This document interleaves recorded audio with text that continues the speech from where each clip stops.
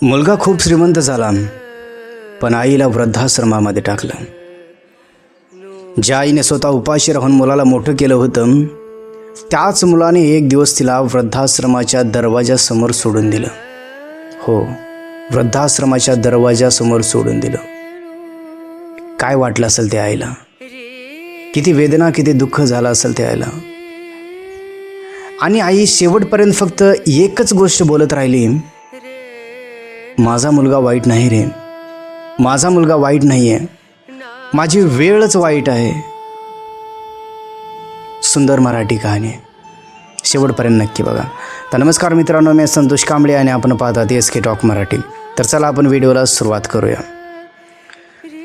एका छोट्याशा गावात सुमन नावाची गरीब महिला राहत होती. तिचा एकुलता एक मुलगा, त्याचं नाव होतं अमोल.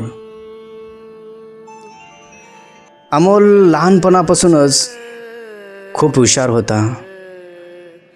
अमोल लहान असताना त्याचे वडील गेले आणि त्या दिवसापासून सुमनने पूर्ण आयुष्य मुलासाठी दिलं. कारण तिचा सहारा, तिचा आधारच होता, तिचा एकुलता एक मुलगा होता.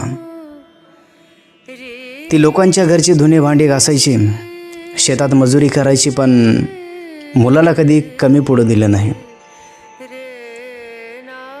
रात्री ती स्वतः उपाशी झोपायची, पण मुलासाठी गरम भाकरी बनवून ठेवायची. एक दिवस अमोल म्हणाला, आई तू एवढे कष्ट का करतेस का? आई हसून म्हणाली, कारण मला तुला मोठा माणूस बनवायचा आहे, मोठा माणूस बनवायचा आहे. माझं स्वप्न आहे तू खूप मोठा माणूस हो, खूप मोठा श्रीमंत तू बनावं, सगळ्या गोष्टी तुझ्या समोर राहावं, सगळ्या गोष्टीमध्ये तू आशीर्वाद हो. माझी एवढीच इच्छा आहे, माझ्या डोळ्यानं तुला बघायचं आहे, मोठा श्रीमंत झालेला माणूस, माझं एवढंच स्वप्न आहे.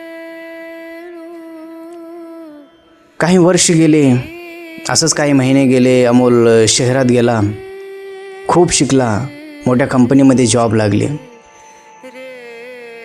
मोठं घर, मोठी कार, मोठं आयुष्य.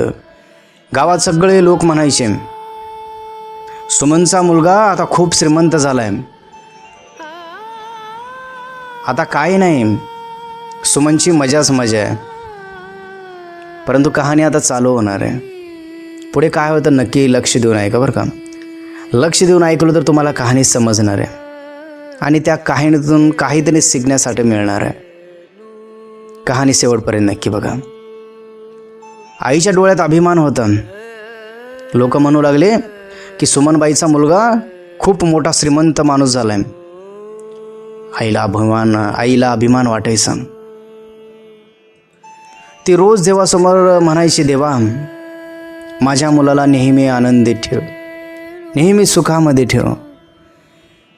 देवाकडे प्रार्थना करायची आपल्या मुलासाठी.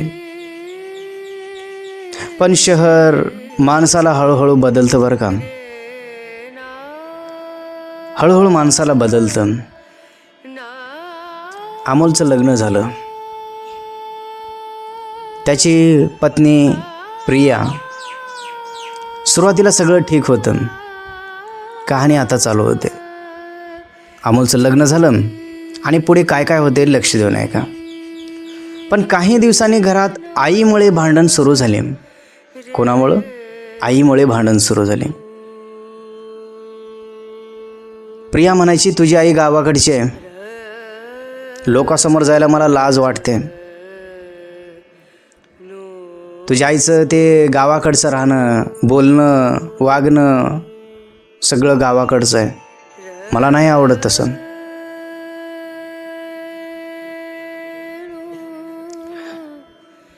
या गोष्टीमुळे घरामध्ये वाद होऊ लागले, भांडण होऊ लागले.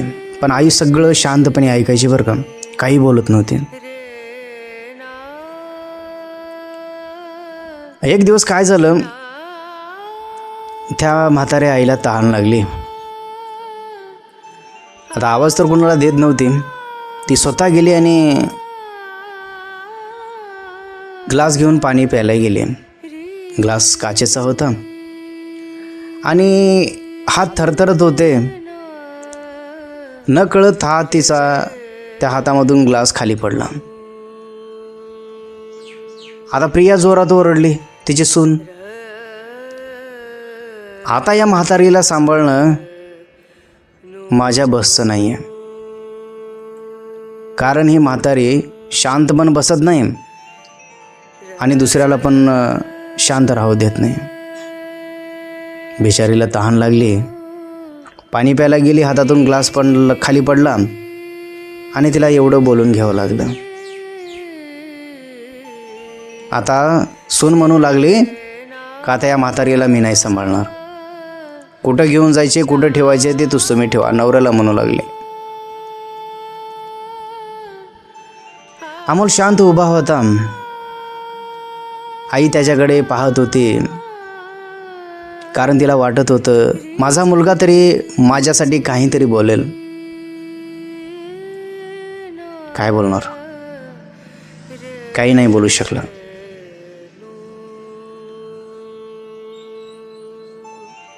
त्याची बायको आईला बोलत होती, ओरडत होती. मुलगा काही नाही बोलू शकला. पण अमोलने फक्त डोळे खाली केले.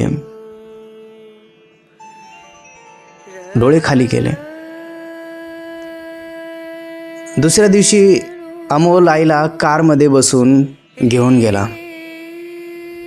आता लक्ष देऊ नये का बरं का, पुढे काय होते लक्ष देऊ नये का. अमोलनं काय केलं, आपल्या आईला कारमध्ये बसवलं, गाडीमध्ये बसवलं आणि बाहेर घेऊन गेला. आई खुश होती. ती म्हणाली, बाळा आज इतक्या दिवसांनी माझ्यासोबत तू फिरायला निघालास.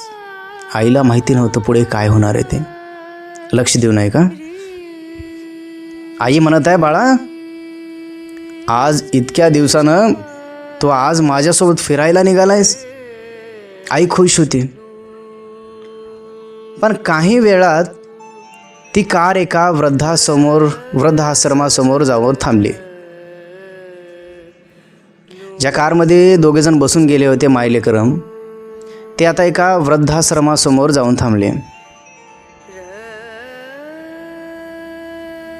आईने बोर्ड वाचला. तिचे हात थरथरू लागले. ती हळू आवाजात म्हणाली, बाळा अमोल, तू मला इथं का आणलं रे बाळा, का मला इथं आणलं तू. अमोल नजर चुकवत म्हणाला, आई इथे तुझी चांगली काळजी होईल, इथे तुझी चांगली काळजी घेतील. आईच्या डोळ्यात पाणी आलं, पण तरीही ती हसली बरं का आणि म्हणाली, ठीक आहे बाळा, तू आनंदी राहा, बस मला एवढंच पाहिजे. तू सुखामध्ये राहा, तू आनंदामध्ये राहा, मला दुसरं काही नको रे. मी राहीन इथं तुमच्या घरी, तुम्ही तर सुखानं राहा. माझ्यामुळे घरामध्ये तुमच्या भांडण होत होती ना, आजपासून नाही होणार. मी आजपासून इथेच राहणार, घराकडे नाही येणार. आता कधीच नाही येणार मी घराकडे.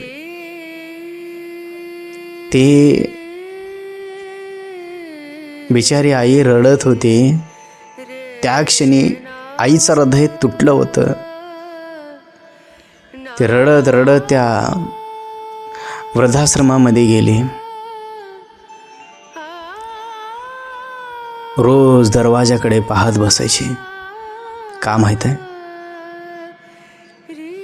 माझा मुलगा एक ना एक दिवस मला भेटायला येईल म्हणून.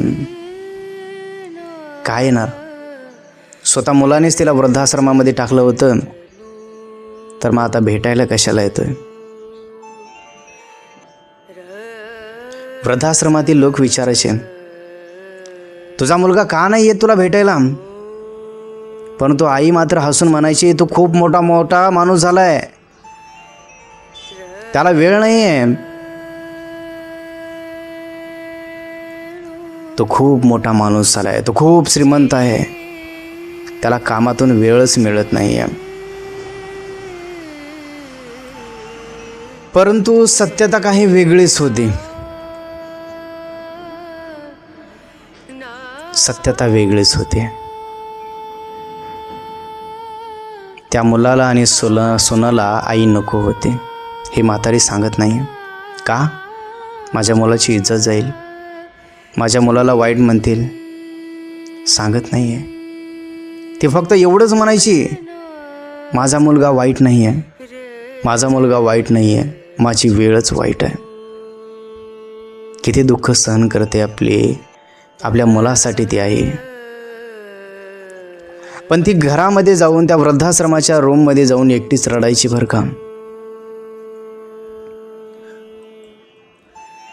ती विचार करून करून एक दिवस ती आजारी पडली.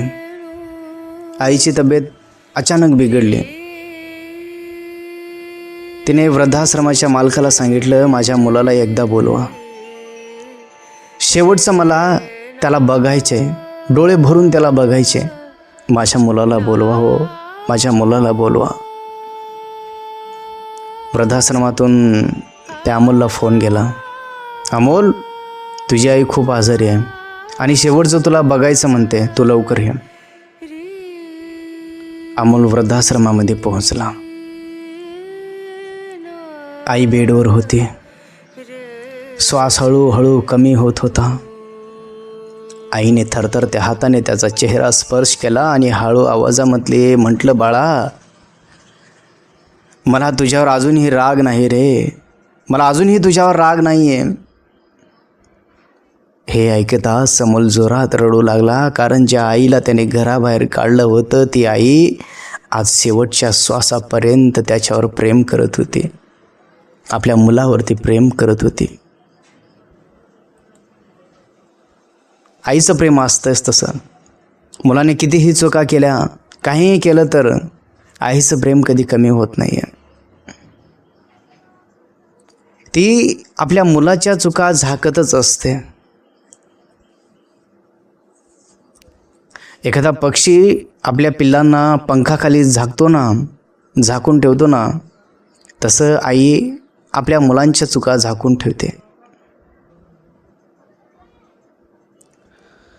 आई शेवटचं बोलली. काय बोलली माहीत आहे? फक्त पुढच्या जन्मात पुन्हा माझाच मुलगा हो.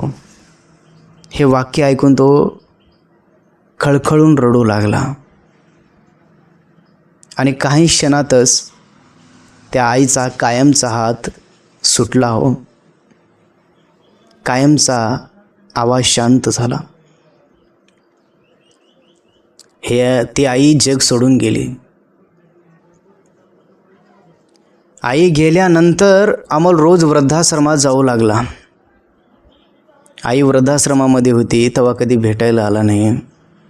आज आई मेल्यानंतर दररोज वृद्धाश्रमामध्ये जातोय. कशाला माहीत आहे? तिथल्या म्हाताऱ्या लोकांना जेवण द्यायला. आई जिवंत होती, त्या आईला कधी एक भाकर दिलं नाही आणि आता मेल्यानंतर वृद्धाश्रमामध्ये जाऊन जेवण देतोय. वा रे दुनिया. सध्याच्या काळामध्ये हेच चालू आहे मित्रांनो.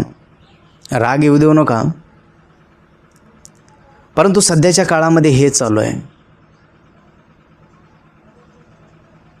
त्याच्यासोबत बसायचा, त्या वृद्ध माणसासोबत, आईसोबत कधी बसला नाही. वृद्धाश्रमामध्ये जाऊन त्या वृद्धाश्रमामधल्या लोकांसोबत बसायचा, कारण आता त्याला थोडं समजून आलं होतं. जगात सर्वात स्वस्त गोष्ट म्हणजे पैसा आहे आणि सर्वात महाग गोष्ट म्हणजे आई आहे. सध्याच्या काळामध्ये कसं झालं माहीत आहे? पैसा महाग झाला आहे आणि आईचं प्रेम कमी आहे. आईला कोणी किंमत देत नाही, थोडीशी सुद्धा किंमत देत नाही. म्हणून सांगतो मित्रांनो, जर तुमच्या आयुष्यात अजून ही आई असेल ना, तर तिच्यासोबत वेळ घालवा. कारण आईला वृद्धाश्रमात नाही, फक्त आपल्या मुलांचं प्रेम हवं असतं, दुसरं काही नाही आहे. आई वृद्धाश्रमामध्ये नाही तर आईला घरामध्येच ठेवा. किती दिवस जगणार आहे हो? 1 वर्ष, 2 वर्ष, 10 वर्ष मरणारच आहे ना. प्रत्येकाला मरायचंच आहे. मग चांगले कर्म करून मरा ना. तर हे विचार तुम्हाला कसे वाटले आम्हाला कमेंट बॉक्समध्ये नक्की सांगा. आणि हो, आईसाठी कमेंट बॉक्समध्ये माझी आई असं जरूर लिहा. तुम्हाला काय वाटतं आहे मन मोकळं करून आम्हाला कमेंट बॉक्समध्ये बोला. आमचे असेच नवीन नवीन व्हिडिओ पाहण्यासाठी आमच्या यूट्यूब चॅनलला सबस्क्राईबही करा. तर चला आपण भेटूया आणखीन असेच नवीन व्हिडिओमध्ये.